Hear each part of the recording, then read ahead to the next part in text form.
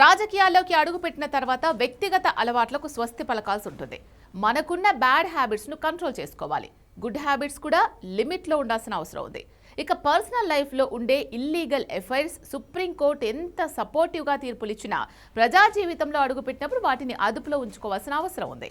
సమాజంలో మంచి చెడు అనే విషయాలు పక్కన పెడితే ఇవన్నీ కూడా సహజంగా జరుగుతున్న కార్యక్రమాలే. ఇప్పుడు ఈ సహజ కార్యక్రమాలను ఏపీలో కొందరు ప్రజాప్రతినిధులు మాత్రం కంట్రోల్ చేసుకోలేక ఇబ్బంది పడుతున్నారు. సహజంగా పుట్టే కోరికలను అదుపు చేసుకోలేకపోతున్నారు.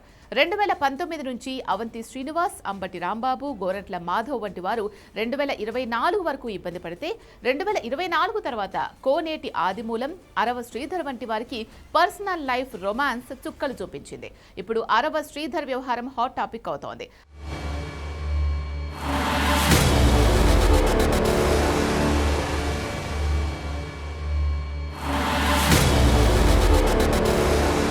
అరవ శ్రీధర్ 2024లో రైల్వే కోడూరు నుంచి జనసేన ద్వారా ఎమ్మెల్యే అయ్యారు. ఆ తర్వాత ఆయన పేరు పెద్దగా వినపడలేదు. కానీ ఒక మహిళా ఉద్యోగి రిలీజ్ చేసిన వీడియోతో ఒక్కసారిగా సీన్ రివర్స్ అయి ఎమ్మెల్యే గారికి సినిమా కనబడింది. ఇక అక్కడి నుంచి వైసీపీ రాజకీయ విమర్శలు వేగవంతం చేసింది. పదే పదే ఆయనను టార్గెట్ చేస్తూ విమర్శలకు దిగింది. కోడూరు ఎమ్మెల్యే అరవ శ్రీధర్ అదే మనిషేనా, అసలు ఇది ఎమ్మెల్యేనా అని అనిపిస్తుంది నాకు. అసలు ఈ అరవ శ్రీధర్ అనేవాడు ప్రభుత్వ ఉద్యోగి అయిన ఒక అమ్మాయిని భయపెట్టి బెదిరించి రేపు చేసి, దీంతో జనసేన పార్టీ కూడా సీరియస్ అయి ఆయనను సస్పెండ్ చేయకపోయినా పార్టీ కార్యక్రమాలకు దూరంగా ఉండాలని సూచించింది. విచారణ కమిటీని ఏర్పాటు చేసి వారం రోజుల్లో నివేదిక ఇవ్వాలని ఆదేశించింది. విచారణ పూర్తయింది. విచారణకు ఎమ్మెల్యే హాజరయ్యారు. వారిద్దరి మధ్య జరిగిన సంభాషణలకు సంబంధించిన ఆధారాలను, లావాదేవీలను ఆయన కమిటీకి ఇచ్చారు.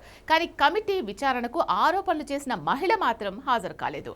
ఇక ఆ విచారణ తర్వాత సీల్డ్ కవర్లో రిపోర్ట్ పార్టీ అధిష్టానానికి కమిటీ ఇచ్చింది. ఆ తర్వాత నుంచి జనసేన నేతలు కూడా ఒకరిద్దరు ఎమ్మెల్యేపై విమర్శలు చేశారు.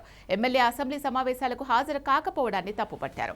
ఎప్పుడైతే సీల్డ్ కవర్లో రిపోర్ట్ వెళ్లిందో అక్కడి నుంచి ఎమ్మెల్యే విషయంలో తీవ్ర చర్యలు ఉండే అవకాశం ఉంది అనే కథనాలు సోషల్ మీడియాలో హాట్ టాపిక్ గా తిరిగాయి. ఎలక్ట్రానిక్ మీడియా కూడా జ్యోతిష్యం చెప్పే ప్రయత్నం చేసింది.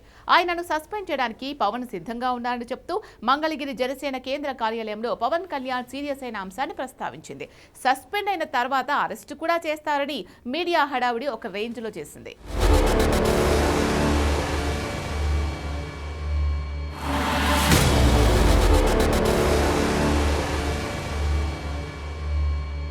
కానీ ఇప్పటి వరకు సస్పెండ్ గానీ అరెస్ట్ గానీ జరగలేదు. పార్టీ కార్యక్రమాలకు మాత్రమే ఎమ్మెల్యే దూరంగా ఉన్నారు. మరి ఆయనపై పవన్ ఎందుకు చర్యలు తీసుకోవడం లేదు? మహిళలకు అన్యాయం జరిగితే ఊరుకునేది లేదని చెప్పే పవన్ కళ్యాణ్ తమ పార్టీ ఎమ్మెల్యే విషయంలో ఎందుకు మౌనంగా ఉన్నారు? ఇదే ఇప్పుడు $1 మిలియన్ ప్రశ్న. ఈ విషయంలో పవన్ కళ్యాణ్ చర్యలు తీసుకుంటారా లేదా అనే ప్రశ్నకిప్పుడు లేదు అనే సమాధానమే వస్తోంది. సదరు మహిళ చేసే ఆరోపణలలో అత్యాచారం ఉంటుంది. కానీ విచారణలో ఆమె 25 కోట్లు డిమాండ్ చేసినట్లు ప్రచారం జరుగుతోంది. ఆ డబ్బులు ఇవ్వలేదు కాబట్టే ఆమె విషయాన్ని బజారుకు లాగింది అనే విషయాన్ని జనసేన గుర్తించింది అంటూ గుసగుసలు వినిపించాయి.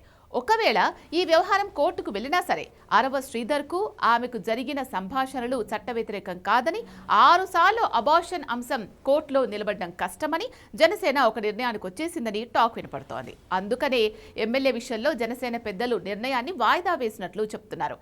ఏ కోణం నుంచి చూసినా ఈ వ్యవహారం వ్యక్తిగతంగానే జనసేనకు కనపడి ఉండవచ్చని రాజకీయ వర్గాలు అంటున్నాయి. అయితే ఇక్కడ ఒక్క విషయాన్ని జనసేన మిస్ అవుతోంది. అంత బహిరంగంగా వీడియోలో ఎమ్మెల్యే దొరికాడు. అది ఎంత వ్యక్తిగత విషయం అయినప్పటికీ ఆయన ప్రజాప్రతినిధి, పార్టీ అధికారంలో ఉంది. అలాంటప్పుడు ఎమ్మెల్యేని జనసేన ఏ కోణంలో వదిలేసినా కాపాడుతుంది అనే అభిప్రాయం ప్రజల్లోకి వెళ్తుంది.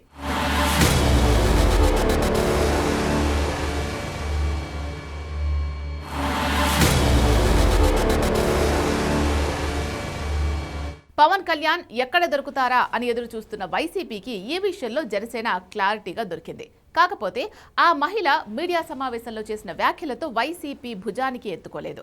కానీ ఇది ప్రజలకు సంబంధించిన విషయం కాబట్టి జనసేన చర్యలు తీసుకోకపోతే నేతల్లో భయం ఉండకపోవచ్చు. ఆ ఎమ్మెల్యే నియోజకవర్గంలో పార్టీ పట్టు కోల్పోయే అవకాశం ఉండొచ్చు. ఏది ఎలా ఉన్నా జనసేన నేతలు మాత్రం అది పర్సనల్ అంటూ మీడియా ముందు మాట్లాడడం మాత్రం విడ్డూరమే. అది పర్సనల్ అయితే వైసీపీ నేతలవి కూడా పర్సనల్ కోణంలోనే జనసేన అప్పట్లో చూడాల్సింది.